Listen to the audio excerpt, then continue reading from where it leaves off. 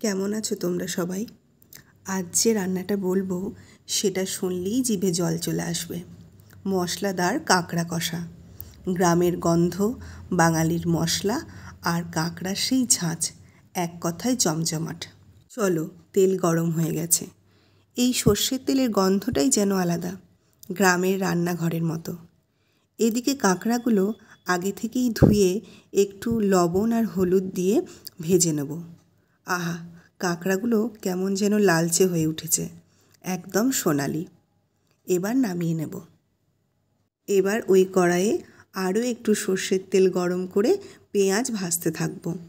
জানো, ছোটোবেলায় পুকুর পাড়ে বসে কাঁকড়া ধরার মজা ছিল অন্যরকম।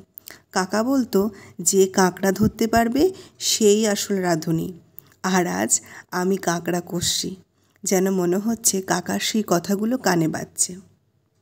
কথার মাঝে হলুদ, লঙ্কা গুঁড়ো আর কাঁচা লঙ্কা দিয়েছি। এবার দিয়েছি আদা, রসুন, টমেটো পেস্ট। আর শুরু হলো কষা। এই মুহূর্তটাই আসল মজা। কড়াই থেকে উঠছে ঝাঁঝালো ঘ্রাণ, মশলাগুলো একে একে মিশে যাচ্ছে। অল্প একটু মশলা ধোয়া জল দিয়ে ভালো করে কষিয়ে নেব। আর আগে থেকে কাঁকড়া থেকে বার করা কাঁকড়ার তেলটাও দিয়ে কষতে থাকব। মশলা থেকে তেল ছেড়ে এলে ভেজে রাখা কাঁকড়াগুলো দিয়ে দেব। এই ফাঁকে তোমাদেরকে একটা গল্প বলি। দিদিমা বলতেন, কাঁকড়া কষা বানাতে ধৈর্য দরকার, যেমন ভালোবাসাই থাকে। কারণ যত বেশি সময় কষবে ততই বাড়বে স্বাদ।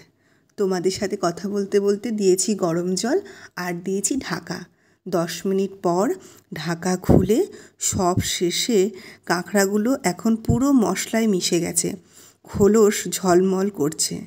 শেষে একটু গরম মশলা ছিটিয়ে নামিয়ে নেব। ব্যাস, হয়ে গেছে।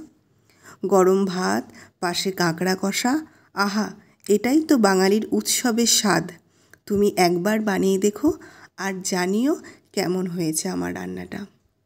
তোমরা কে কোথা থেকে আমার রান্নাটা দেখছো, আমার ভিডিওগুলো, আমাকে কমেন্টে জানিও।